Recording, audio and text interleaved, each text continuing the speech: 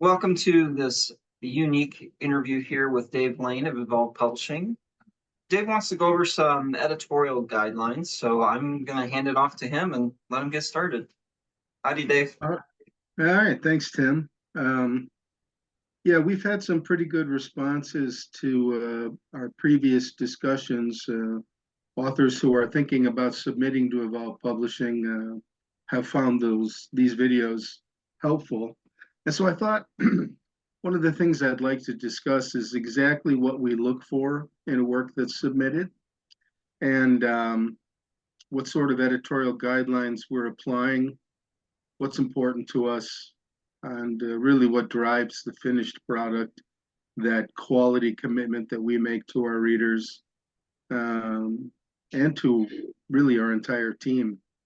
So without further ado, I would say the two or three, let me do it this way. The three most important words in fiction, in my opinion, is "as it happens," or perhaps stated another way, "in the moment."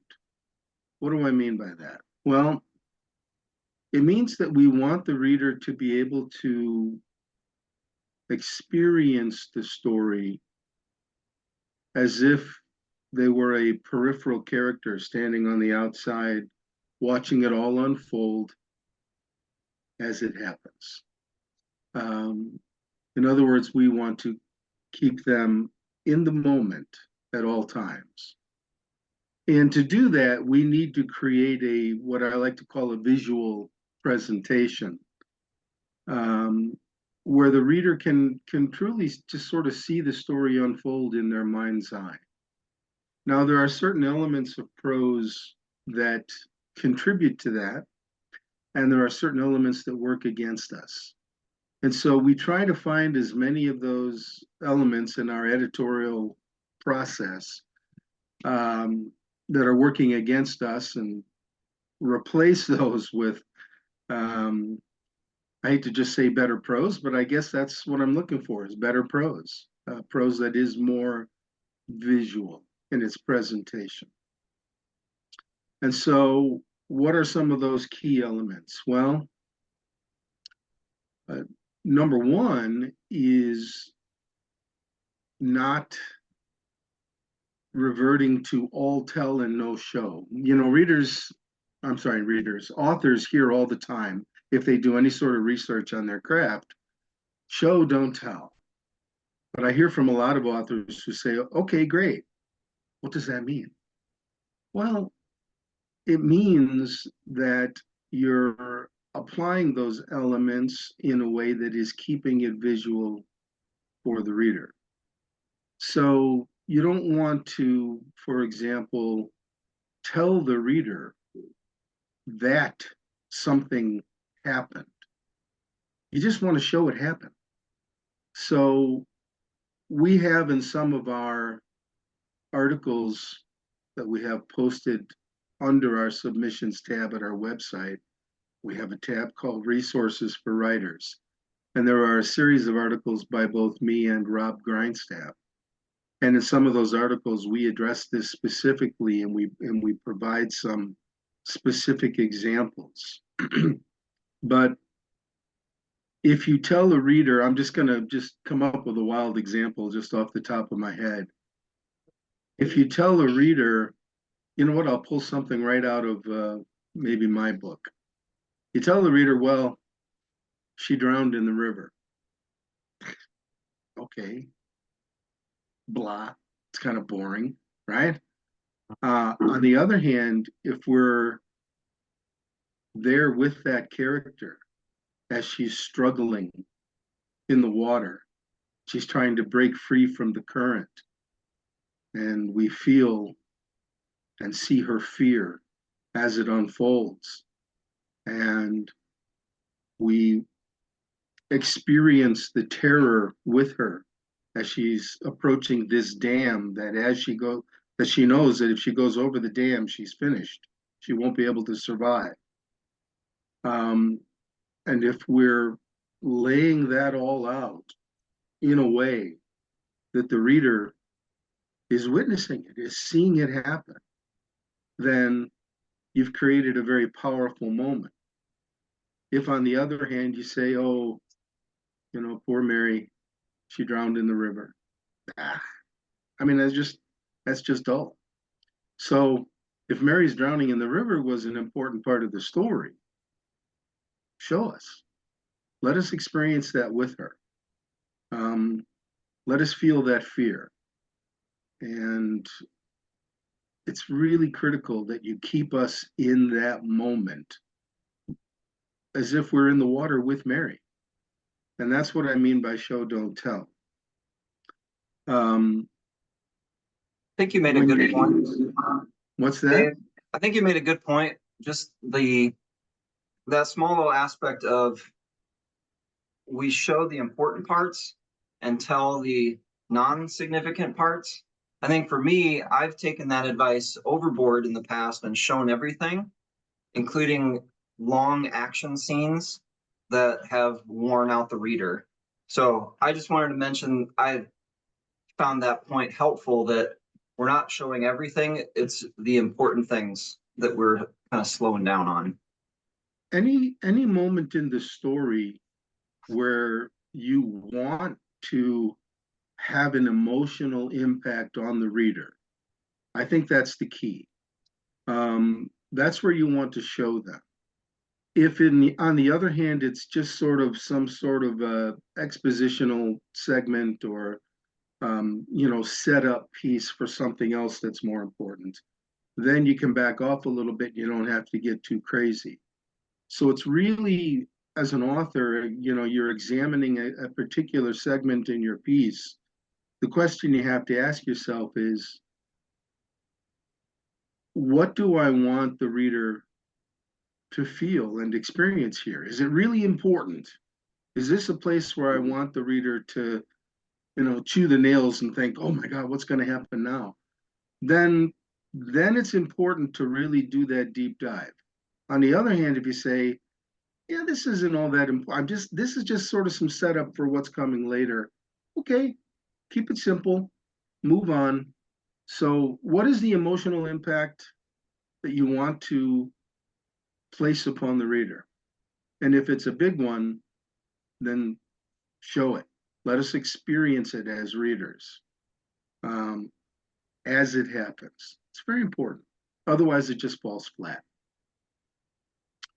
So I think that the critical element there is, in terms of the prose, is keep it active.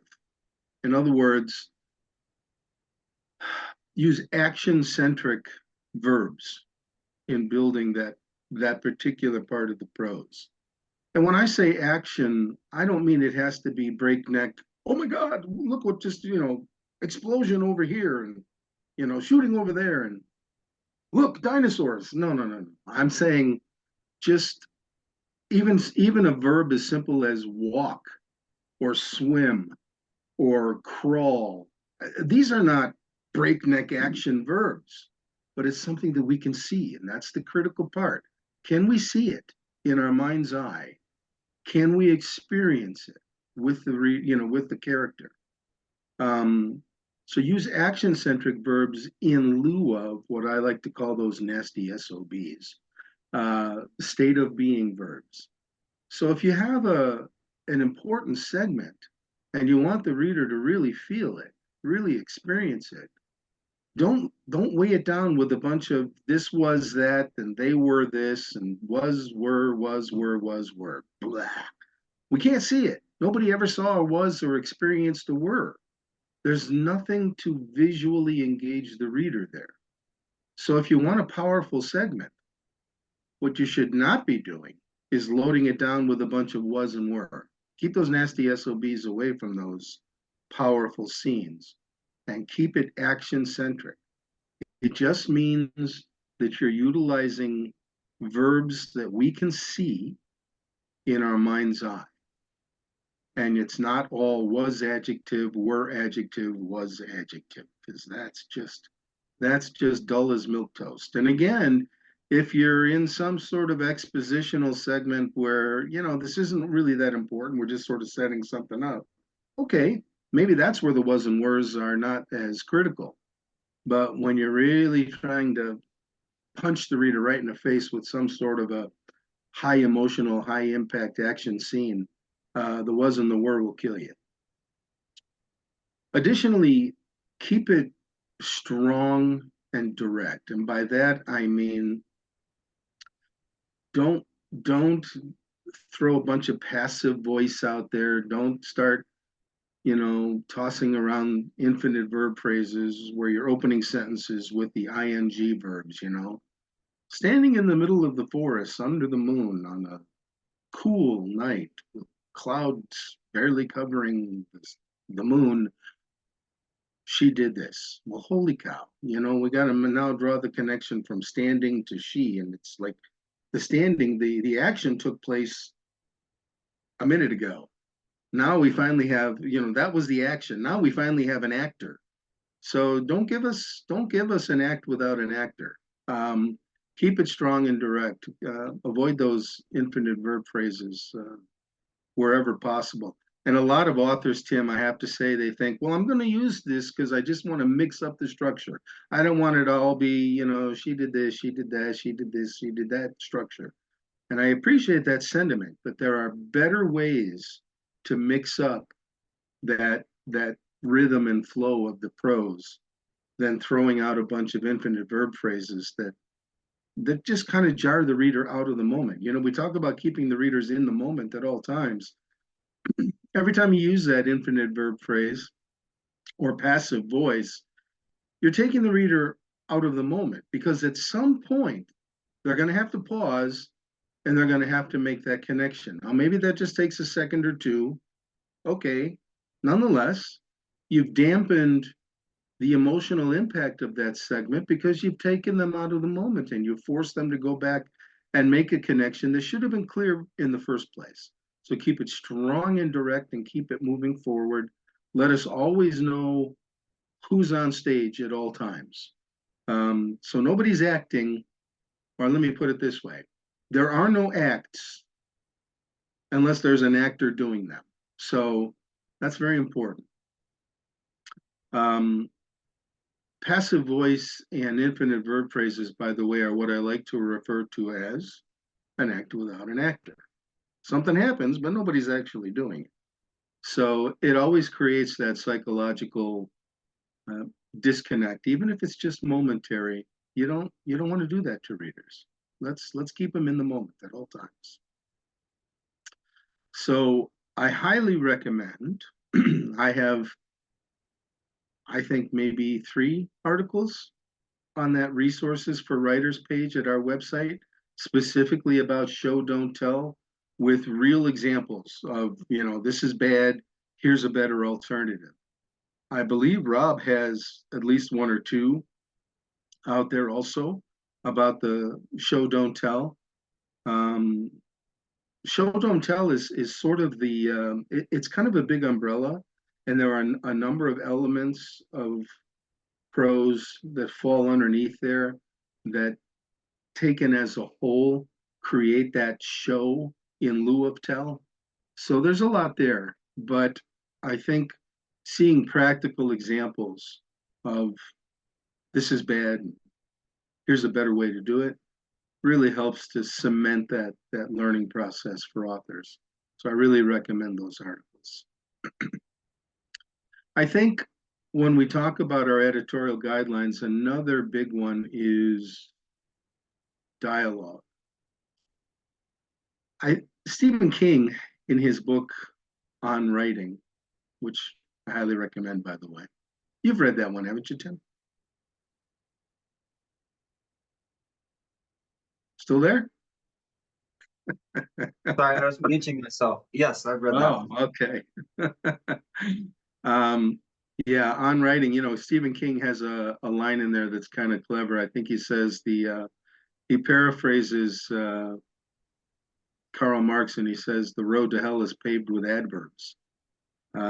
So a lot of authors like to use the verb or the dialogue and say, he said swimmingly, or she said alarmingly, or bleh, it's horrible. Once again, um, and this is I think an important part of the show don't tell commandment. Um, you're telling them how a character said something rather than just showing that emotion in the scene. So give us the character's body language. Give us use the actual words, the dialogue to create that emotion. Use perhaps punctuation to create that emotion. Um, rather than say, you know, stop, comma, she screamed. You could say, just stop, exclamation point. And if the rest of the scene around that one little word of dialogue is properly crafted, then the reader's going to get it. The reader's going to see it. The reader's going to feel it.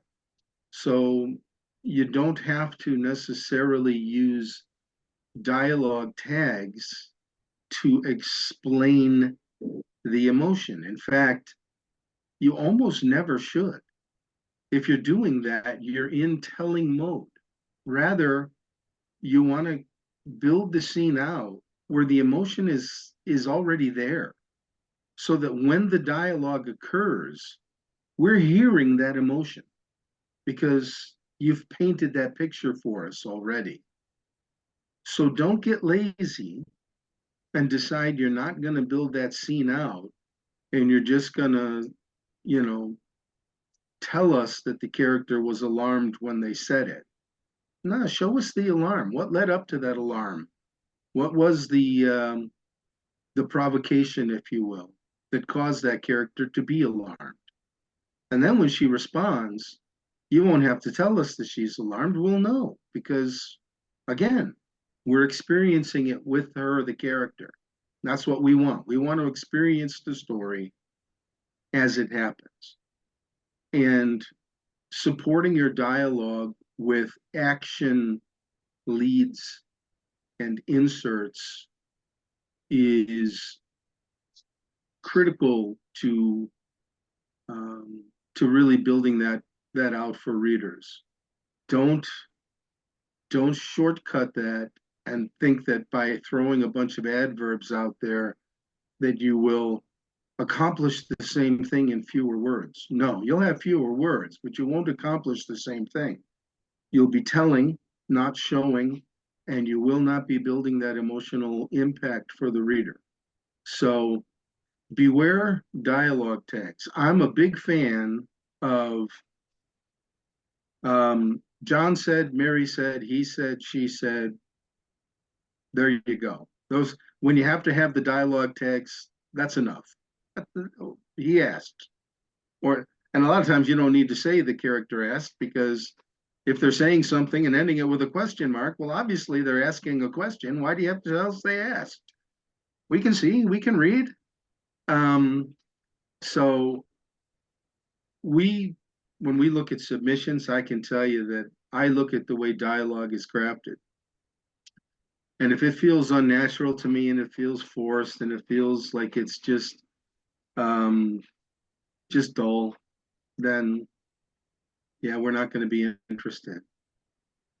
And in line with that, when I say just dull, and not only is there no action to support the dialogue and make it important for us, but there's a lot of good morning, John. How are you today? Oh, I'm fine, Mary. And how are you? Oh, I'm pretty good. You know, not doing too bad. It's same old, same old. And geez, just delete those three lines and they don't belong in your story. And let's get back to the story. So, and you say, well, yeah, but in real life, people talk like that. Well, okay. If your story from start to finish, this book you've written is how people actually talk in real life, every single word, you're going to lose the reader on about page 10 and they ain't coming back. So keep it keep it relevant. Keep the dialogue not only relevant to the story, but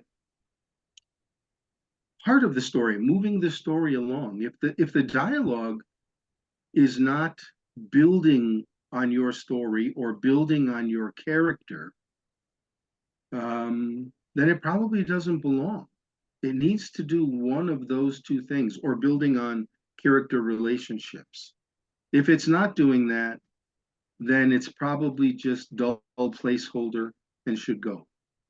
So, and again, I'm not suggesting that every bit of dialogue has to be this breakneck, wow, look what's happening. No, but it needs to move the story forward. It needs to be important. I don't know how else to say that. And, good morning, John, how are you doing? Is 99.9% of the time just not terribly important. And we don't care. And if we do care, then put something in the scene that gives us a reason to care. So dialogue, keep it sharp, keep it relevant, keep it moving quickly. It's an important, and stay away from those lazy tags. If you have emotion to build out in your dialogue, use action leads as part of that dialogue paragraph, or inserts within that paragraph that gives us what we need to have. In other words, you don't want to say, for example, John said nervously. You want to say John said, and then add a sentence that gives us maybe some body language. He reverted to his usual habit of chewing on his lip, which he hated about himself, but which he couldn't seem to control every time he got into one of these situations. Well, okay, now we know he's a little nervous, and that might be an over-the-top example, but I'm trying to provide some sort of picture. And once again, you've given us something with the character that we can see. We can see it. It's like we're sitting across from him as he's speaking, and now we're watching. Yeah, we're seeing him chew on his lip. And maybe he's scratching his ear again. He does that all the time. He scratches his ear. Give us something that tells us, or not, I'm sorry. No. Give us something that shows us that John is nervous. Don't just tell us he's nervous, because that's dull. So, and again, that's if we really want to see some emotion or experience some emotion in that segment. If it's important enough to tell us that he's nervous, then it might be important enough to give us a little more detail. And maybe it's just a single sentence. You don't have to write a whole page on that, on why John is nervous. It'd be just one sentence. But if you're showing us instead of telling us, it's going to have a greater impact. And what we shoot for, Tim, is we want the reader to be so invested in that story, experiencing it as it happens in the moment at all times, such that they get to the end of a book, and they rub their eyes and they say, man, that was great. And they look at the clock and they say, oh crap, it's 3 o'clock in the morning. I got to get up in 3 hours, go to work. That's the experience that we're shooting for. And if you want to generate that for an author or for a reader, then you're going to have to adhere to that show, don't tell commandment throughout, from page 1 to page last. And you're going to have to keep your prose strong and direct, and you're going to have to keep the reader in the moment at all times, whatever that moment might be. Let it play out as if they were part of the scene. Maybe they're just off the side. You can't see them on the screen, but they're there and they're watching it happen. That's the experience that we want readers to have when they're reading one of our books. I would say something we've talked about before, very important in our submissions process. Don't start a book with setting.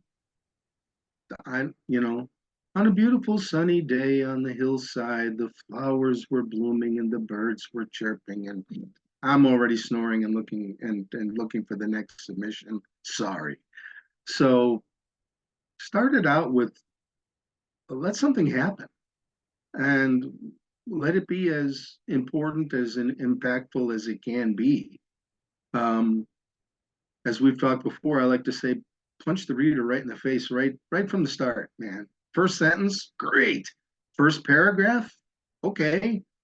First page, at least. Do something there that causes the reader to immediately invest in that story where they don't want to stop because that's what you want.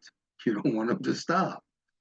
Um, and I get these submissions where I'll struggle through the first 2 pages and say, oh my God, nothing happened.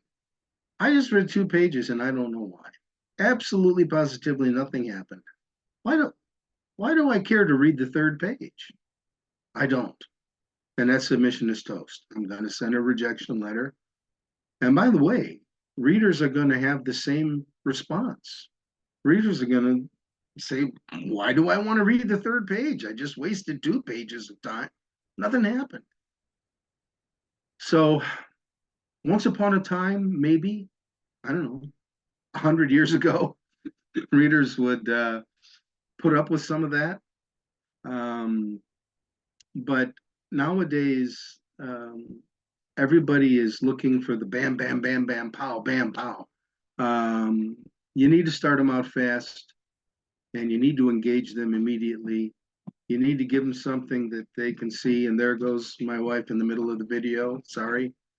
Um, but yeah, that's what you need to do.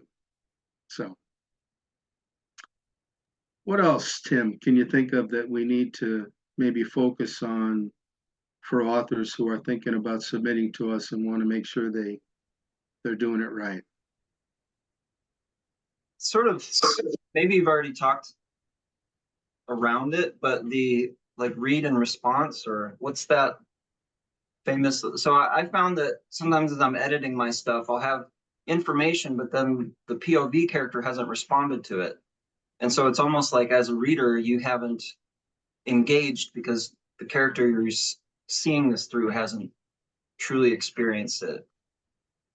Does that make sense? Or Yeah, and I think it varies from story to story based on when you say POV character, in any given scene, you might be switching the POV around.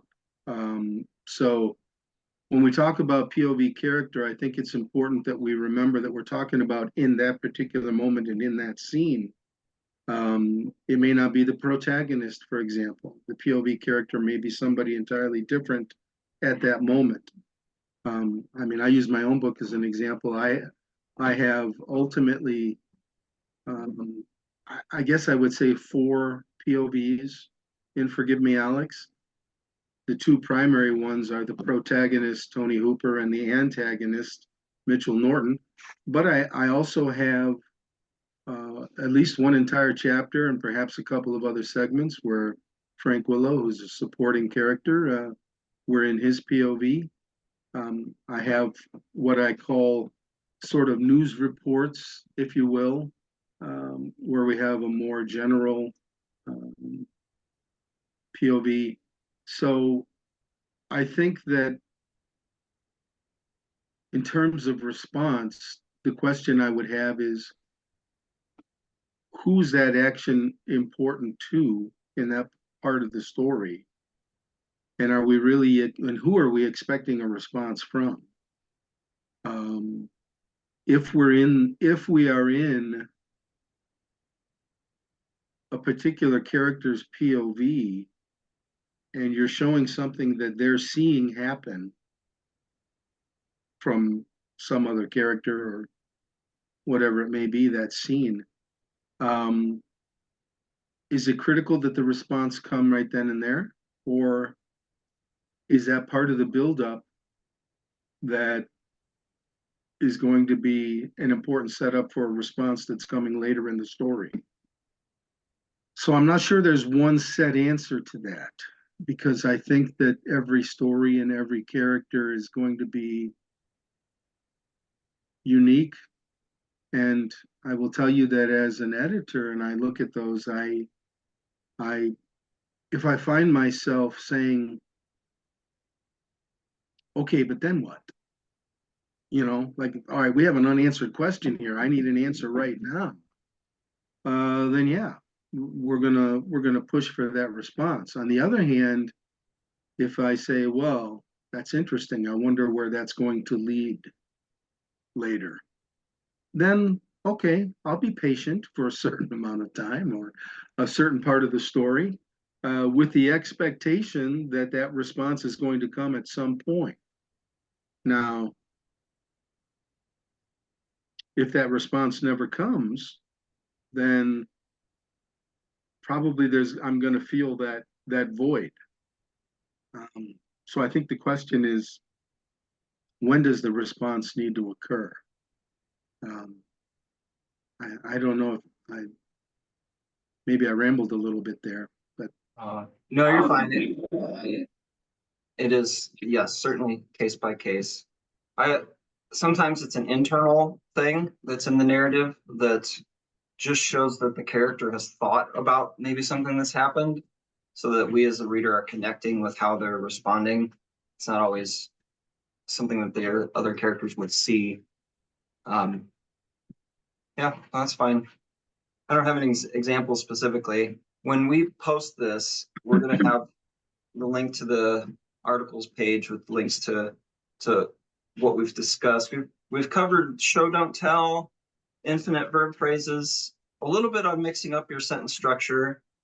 And these all have specific examples, so folks that are watching this can then pull that up on the side and read at your leisure, so you can see some other examples. We have yeah, about authors often ask us if we have an editorial guide, and the answer is no, we don't have anything formalized. However, that resources for writers page really serves as our de facto editorial guide. If authors really want to know what's important to us and what we're looking at, they should read through those articles. And you don't have to, sit down and spend 6 hours start to finish reading first to last. But as you're examining your piece and maybe looking for little ways to improve it prior to submission, pick a subject, find the articles that relate to that subject where you think maybe you could use a little bit of work, and just read them. It's not unusual for there to be 2 or 3 articles on a particular subject, and yeah, I at some point in time, maybe you read 3 articles today, and maybe you read a couple tomorrow, and maybe you read a couple the next day. At some point in time, if you're really wanting to come on with Evolve Publishing and move forward with us, I think you should probably read all of them. But you can spread those out. Mhm.